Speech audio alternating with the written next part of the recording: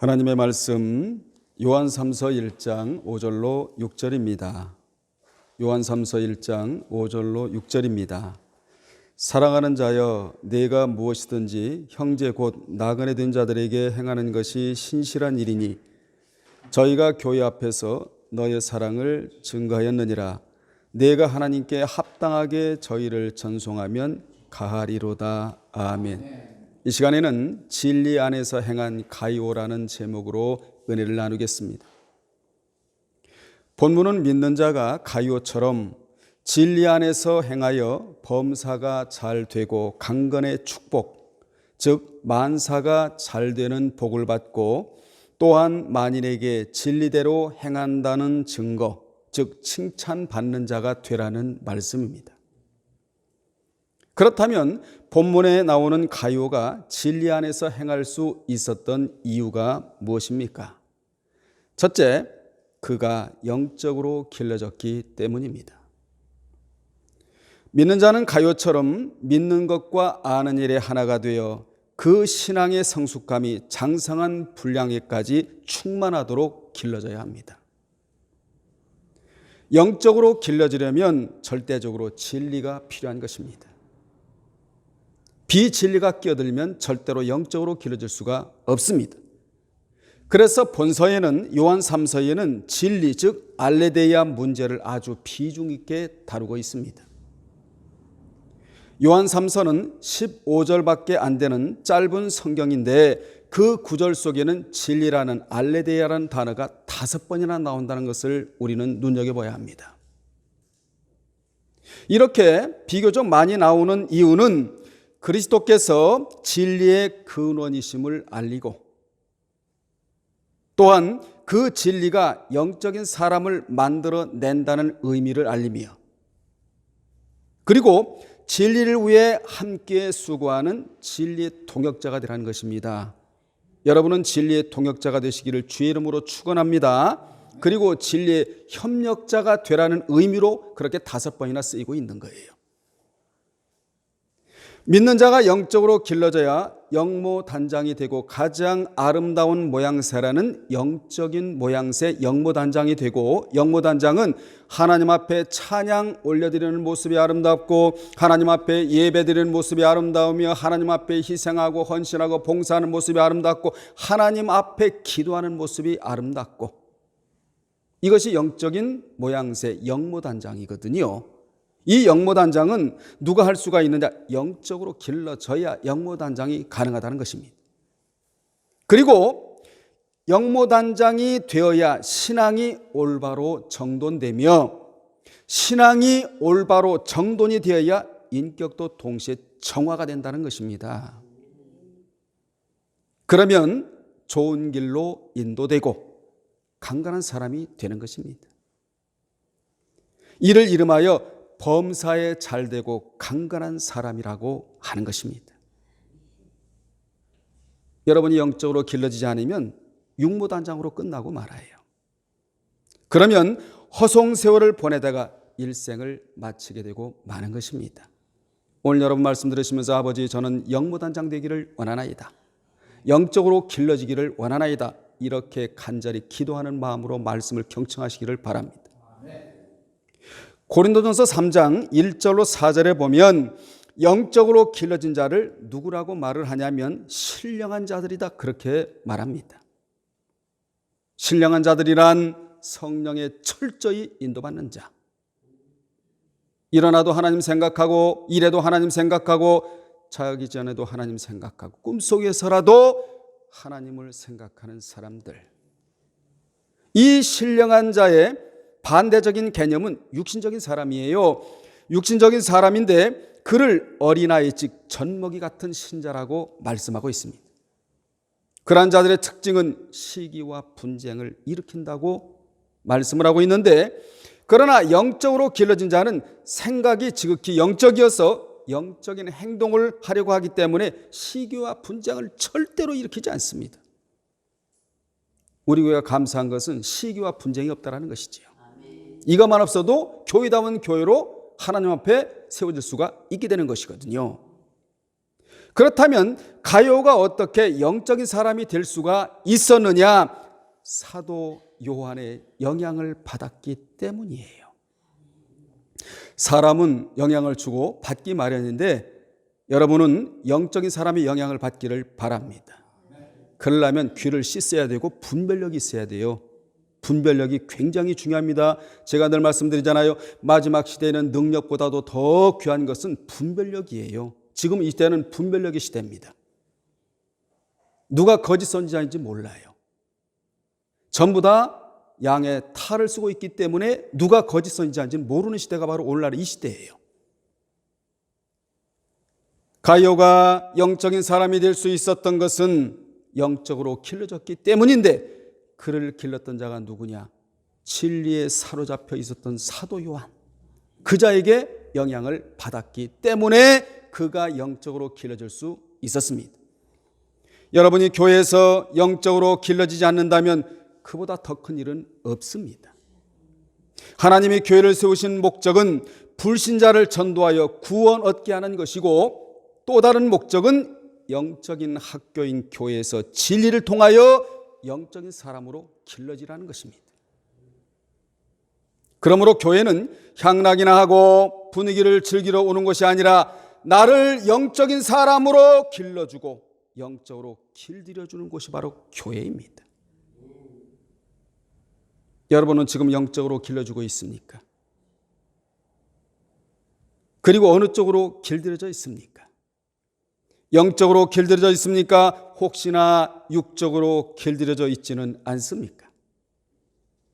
영적으로 물들어 있지 않은 인생은, 영적으로 물들어 있지 않은 일생은 아무리 오래 살고 부귀 공명을 누린다 할지라도 다 소용이 없습니다. 왜 그렇습니까? 다 땅에 놓고 가야 할 것들이기 때문에 그렇습니다. 우리는 천국의 소유 장만거리를 부지런히 만들어내는 자가 되어야 해요. 천국의 소유 장만거리는 진리대로 행한 것. 이것이 천국에 가지고 갈 수 있는 소유거리인데 시편 119편 56절에 보면 이런 말씀이 나오잖아요. 하나님의 법도를 지킨 것이 천국의 소유 장만거리이다. 과거 진리대로 행해 놓은 것은 소유가 준비된 것이고 지금 진리대로 행하는 것은 준비되는 것이고 그리고 미래에 행할 것은 준비되어질 것이다. 여러분에게는 이미 준비된 것이 많아야 하고 지금 준비되어질 것이 많아야 하며 미래에 준비되어야 할 것이 많아져야 될 줄로 믿습니다. 그리하려면 여러분이 영적으로 길러져야 돼요. 제가 늘 고민하는 바가 그거거든요. 그리고 영적으로 물들어야 합니다. 한마디로 말하면 진리로 물들어져야 한다라는 거예요. 단풍이 물들듯이 가을에. 두 번째, 그에게는 정신적인 빈곤이나 육신적인 빈곤이 없었기 때문입니다. 그는 영적으로 길러졌기에 정신적인 자산과 육체적 자산이 많았습니다. 그는 정신적인 자산을 가지고 하나님을 대했으며 육신적인 자산인 물질 가지고 하나님의 나라를 위해서 선용했다는 것입니다. 말씀을 소홀히 하는 자는 이마의 자산이라고 하는 정신적인 자산가가 될 수가 없습니다. 하나님의 말씀이 이마에 가득 차 있는 자는 영적인 자산가거든요. 이 자산가를 당해낼 자가 없습니다. 그러면 정신적으로나 육신적으로 빈곤이 찾아오지 않게 하려면 어떻게 해야 되느냐? 이마에 자산이 있어야 된다는 것이지요. 그게 묵상이에요. 하나님의 말씀이 이마에 들어가서 묵상으로 연결시켜 내야만이 능력을 행할 수가 있게 되는 것이거든요. 이 자를 이름하여 영적인 자산가라고 말하고 있는 것입니다. 여러분, 정신적으로나 육신적으로 빈곤이 찾아오지 않기를 바랍니다. 가룟은 정신적으로나 육체적인 면에 있어서 굶주림이 없었습니다. 이같이 믿는 자가 영적으로 길러지면 정신적 부요와 육체적 부요를 경험하고 살아가게 되는 것입니다. 특히 그런 자는 언제나 하나님의 지시를 겸허하게 기다리며 순종하며 나가기에 만사의 복을 받고 살아갈 수가 있다는 것이 오늘 본문이 주는 주된 교훈이에요. 성경에 보면 언제나 이러한 자를 하나님이 달리 대주셨다는 것을 알 수 있습니다. 여러분은 특별히 하나님이 달리 대주시는 자들이 되기를 바랍니다. 특별한 사람이 돼야 돼요. 여러분 천국에 가도 특별 소유, 특별 보석감이 있다는 거 아니겠어요? 특별 소유 보석감이 있다고 말라기 3장 16절로 18절에 잘 기록이 되어 나오지 않습니까? 영적으로 길러지지 않아 영적으로 살지 않으면 지상에서 아무리 출세해도 소용이 없다. 이같이 가룟은 영적으로 길러져 정신적으로는 하나님을 대했고 육신적으로는 물질을 대했습니다. 이러므로 영적으로 길러지기만 한다면 정신적으로나 육체적으로 기근당하는 법이 없고 빈곤이 없으며 풍요롭게 살아갈 수가 있다라는 거예요. 우리 하루를 살아도 풍요롭게 살자고요. 그러려면 어떻게 된다고요? 영적으로 길러져야 한다. 세 번째, 그는 말씀을 사모한 자였기 때문입니다. 그가 말씀을 사모하니 하나님이 진리를 많이 알고 있는 사도 요한을 그에게 붙여주셨어요. 그가 진리의 함량을 넓혀 행하고자 했기에 하나님이 진리의 함량이 많은 좋은 스승을 그에게 붙여주신 것입니다. 이러한 대목에서 우리는 무엇을 깨달아야 되느냐? 하나님은 절대로 손해보시는 분이 아니라는 것이죠. 하나님이 제일 가치 있게 여기는 자는 누군 줄 아십니까? 말씀을 사모하는 자예요. 반대로 하나님이 제일 가치 없게 여기는 자는 누구신 줄 아십니까? 말씀을 사모하지 않는 자입니다. 말씀을 담을 수 있는 마음의 공간을 넓히기를 바랍니다. 오늘 또 담고 내일도 담고 계속 담으면 영적인 무게가 그만큼 올라가게 되는 것이거든요. 그렇습니다. 하나님은 말씀을 사모하면 사모한 만큼 충족시켜줄 스승을 꼭 붙여주세요. 이같이 하나님은 가룟가 말씀을 사모하자 사도 요한을 그에게 붙여주셔서 그의 사모함을 충족시켜 주도록 하셨습니다. 가룟은 말씀도 사모했고 사모한 만큼 지배를 받고 살았다라는 거예요. 사모만 하면 무엇이 소용이 있겠습니까? 무슨 소용이 있겠습니까? 사모한 만큼 지배를 받고 살아야 되지요. 이 자를 이름하여 능력자 이렇게 이제 표현하고 있는 겁니다. 이렇게 가룟은 말씀도 사모했고 사모한 만큼 지배를 받고 살았는데 다음 두 구절이 이를 밝혀주고 있는데 여러분 요한3서 1장 3절로 4절에 보면 형제들이 와서 내게 있는 진리를 증언하되 내가 진리 안에서 행한다 하니 내가 심히 기뻐하노라. 그러니까 가룟은 어떤 사람이라고요? 진리 안에서 행한 사람. 그래서 제목을 제가 이렇게 잡은 거예요. 그리고 4절에 내가 내 자녀들이 진리 안에서 행한담을 듣는 것보다 더 기쁜 일이 없도다. 형제들이 요한에게 가룟에 대하여 전해준 것은 가룟가 진리 안에서 행한다는 것이었습니다. 가룟가 진리 안에서 행한다는 것을 요한이 크게 기뻐했다라는 거예요. 여러분, 요한의 기쁨이고 누구의 기쁨이겠습니까? 우리 하나님의 기쁨이십니다. 우리 하나님께 기쁨을 드려야 되잖아요. 하나님의 소원을 이루어 드려야 되잖아요. 여호와를 기뻐하라. 그리하면 저가 내 마음의 소원을 이루어 주시리로다. 이렇게 성경은 말씀하고 있지 않습니까? 하나님의 소원, 하나님을 기쁘시게 드린다면 우리의 소원은 자동적으로 이루어지게 되는 거예요. 당시 그곳에는 진정한 복음을 반대하는 거짓 교사들의 온갖 위협이 있었지만, 방해가 있었지만, 핍박이 있었지만, 그럼에도 불구하고 가룟은 의연하게 복음의 진리를 지킬 뿐만 아니라 그 진리 안에서 행했다고 평가하고 있습니다. 쉬운 거 아니에요. 쉬운 거 아니에요. 어려워도 우리가 해야 할 일은 진리 안에서 행해야 한다는 것입니다. 그래야 만사의 복을 받고 살아갈 수가 있게 되는 것입니다. 그러면 그에게 무슨 지식이 있었기에 진리 안에서 행했는가?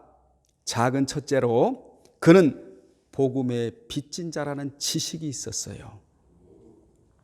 이 같은 사실이 요한삼서 1장 8절에 나오는데, 그는 복음에 빚졌다는 사실을 알았기에 그가 순회 전도자들을 물질로 도왔는데, 그는 이렇게 해서라도 그들을 도와서 주님께 그 빚을 갚고자 했습니다. 그가 빚을 졌다는 말씀이 요한삼서 1장 8절에 마땅하니라는 단어입니다.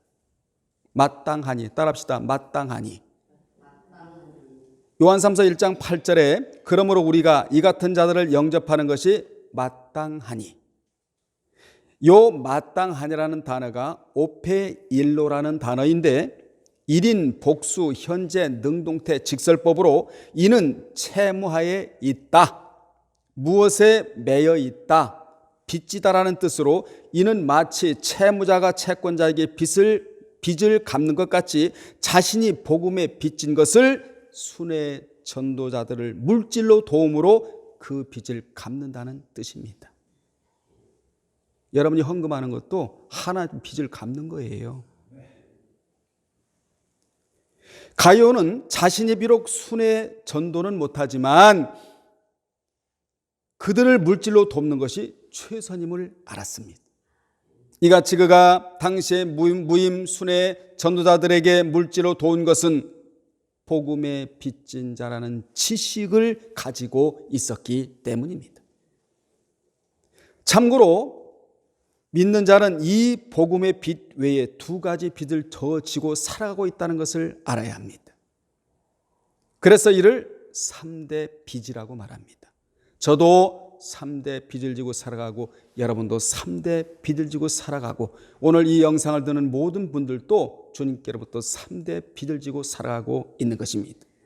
첫 번째 빚은 복음의 빚이고 두 번째 빚은 생명의 빚이에요. 생명의 빚에 대한 말씀이 로마서 8장 12절인데 거기에 보면 그러므로 형제들아 우리가 빚진 자로되 육신에게 져서 육신대로 살 것이 아니라고 못 박습니다. 생명의 빚을 진 사람들은 절대로 육신에게 져서 살면 안 된다는 것이에요. 따라합시다. 나는 육신을 이기고 살아가겠다 해요. 이것도 결단 중에 결단이고 결심 중에 결심입니다. 이것이 믿는 자의 의무예요, 여러분. 의무를 다하고 권리 주장을 해야 되잖아요, 하나님 앞에도. 생명의 빚을 진 사람들은 육신의 생명보다 영원한 생명을 더 귀하게 여기고 살아야 하고 또한 육적 신분 위에 영적 신분을 올려놓고 살아야 합니다. 영적 신분 위에 육적 신분을 올려놓고 살면 에사와 같이 망령된 자가 되고 말아요. 히브리서 12장으로 밀려나가면서 전 세계 경계 대상이 되고 만다 그 말입니다. 이런 자가 바로 영적 신분의 빛이 바랜 자입니다. 빛이 반짝반짝 빛나는 자가 아니고 바랜 자라 그 말이에요. 바랜 자, 빛이 바랜 자. 오늘날 이런 자가 얼마나 많은지 모릅니다. 직분은 장로이고 권사이며 집사인데 세상에 빛 바른 자가 얼마나 많은지 모릅니다. 실례로 영적 신분이 빛나지 않고 그 빛이 바른 자가 누구인 줄 아십니까? 구약의 요나입니다. 여러분 요나 아시잖아요? 요나의 신분은 분명 하나님이 주신 빛이 나는 선지자였지만 그 신분의 역할을 못하자 떳떳하지 못해 그는 이방인 앞에서 나는 하나님의 거룩한 선지자라고 당당히 자신을 내세우지 못하고 빛바란 신분의 모습으로 나는 히브리 사람이라고, 나는 하나님의 선지자입니다, 하나님의 생명의 말씀을 전하는 하나님의 생명의 말씀을 나의 입에 넣어주셔서 나는 그 말씀대로 전하는 하나님의 거룩한 선지자입니다, 이렇게 당당히 자신을 내세우지 못하고 나는 히브리 사람입니다. 빛바랜 선지자였다 그 말입니다.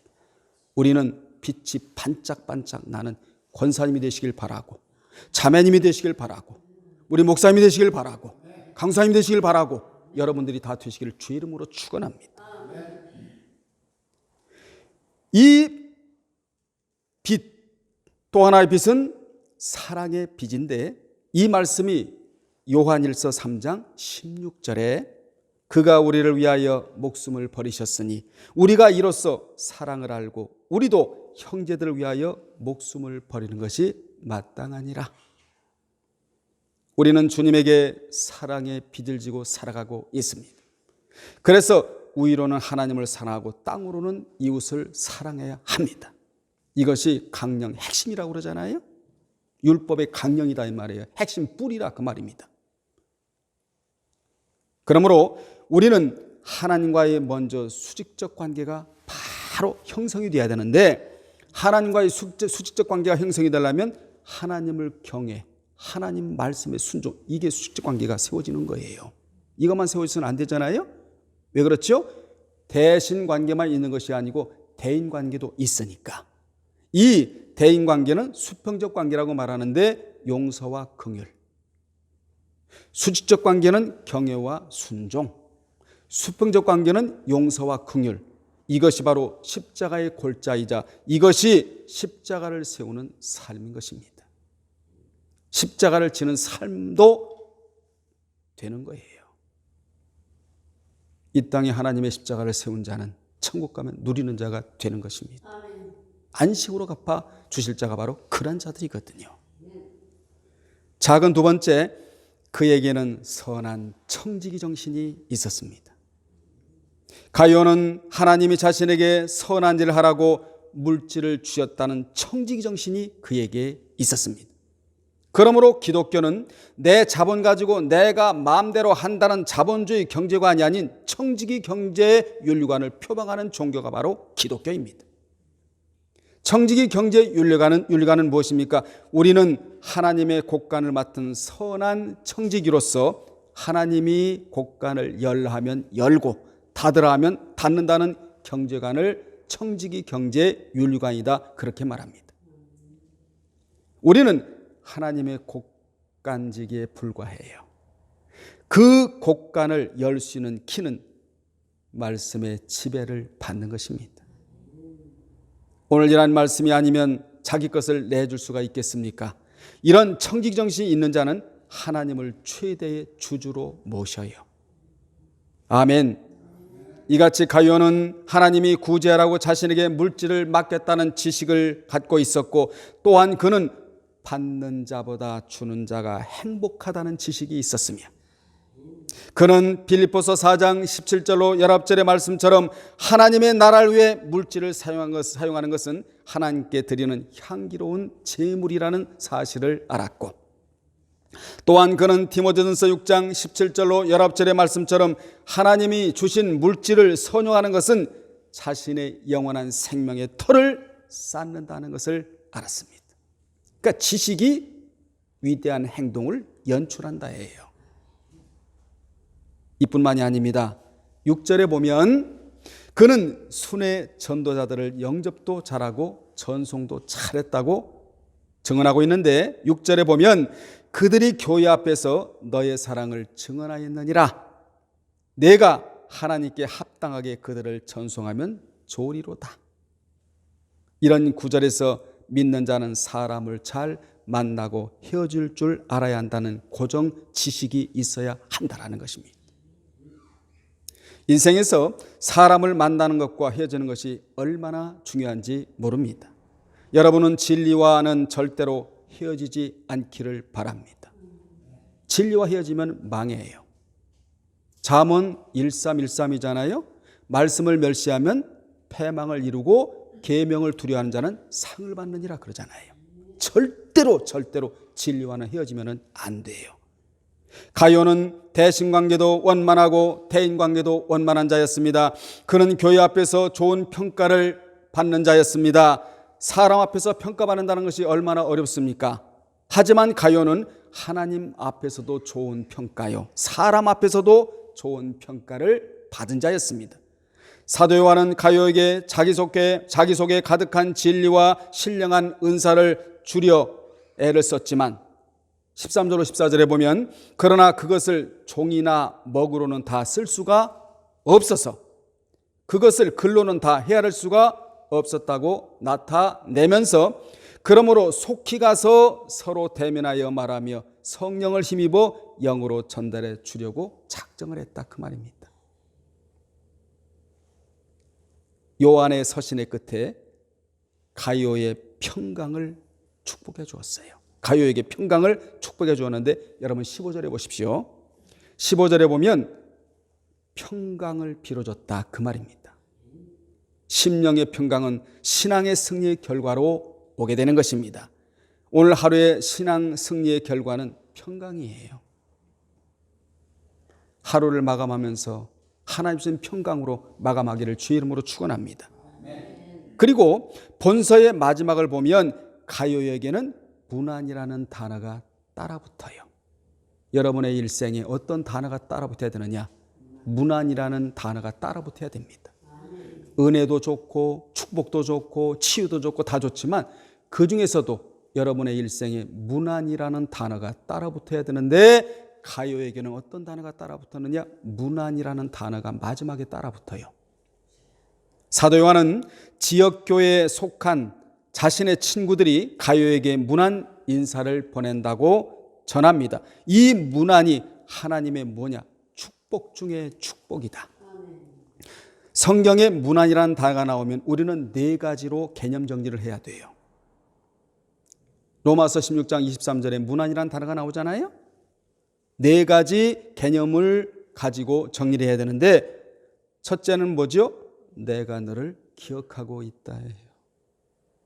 나는 이런 말씀을 전하면서 속으로 눈물이 다 납니다. 그동안 목회하느라고 고난과 역경과 모진 순환 속에 있었지만 하나님이 나를 기억하고 있다. 여러분도 마찬가지예요. 하나님이 기억해 주면 최고 아닙니까? 하나님이 나를 이끄신다. 하나님 나를 기억하신다. 하나님의 능력의 손이 내 머리 위에 얹어져 있다. 하나님이 나와 동행한다. 이렇게 개념 정리를 하고 살아간 사람들이 구약의 경건주의자들이에요. 그 중에서 제일 좋은 개념이 어떤 개념입니까? 하나님이 나를 기억하고 계신다. 자카르 사상을 갖고 있는 사람들. 두 번째로는 너를 향한 상급이 기다리고 있다. 그동안에 여러분 주님을 위해서 수고 많이 하셨습니까? 상급이 기다리고 있답니다. 먼저는 하나님이 기억해 주시고, 그리고 세 번째로는 내가 기억하고 있는 자를 성경에 기록하여 영원히 남긴다. 영원히 남기잖아요. 가이오의 그 진리 안에 행했던 그 흔적이 영원히 남겨지고 있지 않습니까? 네 번째로는 내가 세상 사람들에게 마음껏 칭찬하도록 해주겠다는 개념입니다. 그러니 우리는 이 문안의 축복을 받아야 될 것이 아니겠습니까? 진리 안에서 행한 가이오는 범사가 잘되고 강건함의 복과 평강의 복과 문안의 복을 받은 케이스라는 것입니다. 이는 그가 귀한 진리를 받아 깨닫고 그 진리 안에서 살았기 때문입니다. 진리 안에서 산 사람들의 결과는 이런 결과를 맞이한다라는 교훈을 우리는 뼛속에 그대로 받아야 돼요. 그래야 진리를 버리지 않고 진리에 대한 소중함을 깨닫고 살아갈 수 있게 되는 것입니다. 그 진리 안에서 살았던 내용이 다른 사람들이 알게 되고 사도 요한에게까지 그 소문이 전해왔다고 성경은 말씀하고 있습니다. 그러므로 사도 요한이 대단히 기뻐하였다는 것이지요. 감추인 것이 드러나지 않을 것이 없고 숨은 것이 알려지지 않을 것이 없다고 하신 말씀처럼 빛이 있기만 하면 그 빛이 비추어 나갑니다. 가이오는 영적으로 염려하지 않아도 될 자였다. 사랑하는 여러분들, 여러분은 영적으로 염려하지 않아도 될 자들입니까? 이게 다윗의 사상이었습니다. 나는 영적으로 걱정하고 살겠다라는 거예요. 동시대를 살았던 사울은 영적으로 전혀 걱정하지 않고 살았고 그게 망해버린 겁니다. 다윗은 영적으로 걱정을 하고 살았어요. 가이오는 영적으로 걱정하지 않아도 될 자들이었다. 여러분 모두가 영적으로 걱정하지 않아도 될 자들이 되시기를 바랍니다. 결론 내리겠습니다. 가이오는 지식의 지장이었고 신앙의 거장이었으며 인격의 덕장이었습니다. 우리도 가요같이 진리가 오면 깨닫고 그리고 책임질하고 묵상하라 그 말이지요. 그렇게 살면 힘도 있어지고 그와 같이 복된 자가 되는 것입니다. 그래서 성경은 진리를 영원한 왕으로 여기라는 것입니다.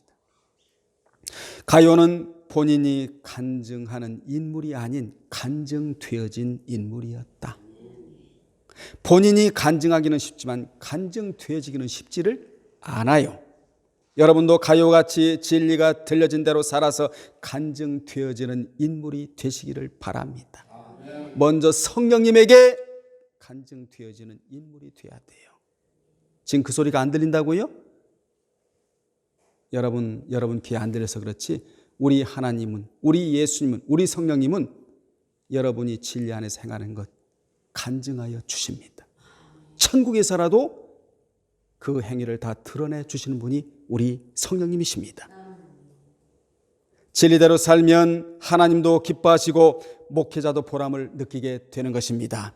가요는 하나님께는 기쁨을, 목회자에게는 큰 힘을 실어준 자였습니다. 그러므로 진리가 들려진 대로 사는 것이 목회에 큰 힘을 실어주는 것입니다. 끝으로 진리가 들려진 것이 은혜라면 들려진 말씀에 지배받고 사는 것은 능력이에요. 여러분들에게는 은혜와 능력이 동시에 작동될 뿐만 아니라 가요같이 범사가 잘 되고 평강의 복과 강건의 복과 그리고 마지막 무슨 복이죠? 아스파조마이 문안의 복. 그냥 가요는 몇 가지 복을 받은 거죠? 범사에 찰되고 강건하고 심령이 평강하며 문안 아스파조마이 4가지 복을 받은 자가 가요인데 그가 이렇게 복을 받을 수 있었던 것은 사도 요한 목사님의 선한 영적 영향을 받아서 그가 영적으로 길러졌기 때문에 이런 복을 받을 수가 있었다는 것입니다. 여러분 사시면서 은혜와 능력이 작동이 되어 가요같이 복된 자가 되시기를 주님의 이름으로 축원합니다. 기도하겠습니다. 살아계신 하나님, 우리 하나님은 우리의 일생에 범사가 잘 되고 강건하며 평강의 복과 문안의 복을 받기를 원하십니다. 그러기 위해서는 우리가 영적으로 길러져야 하겠습니다. 우리 모두 영적으로 길러지는 영적인 사람들이 되게 하여 주옵소서. 예수님의 이름으로 기도합나이다. 아멘.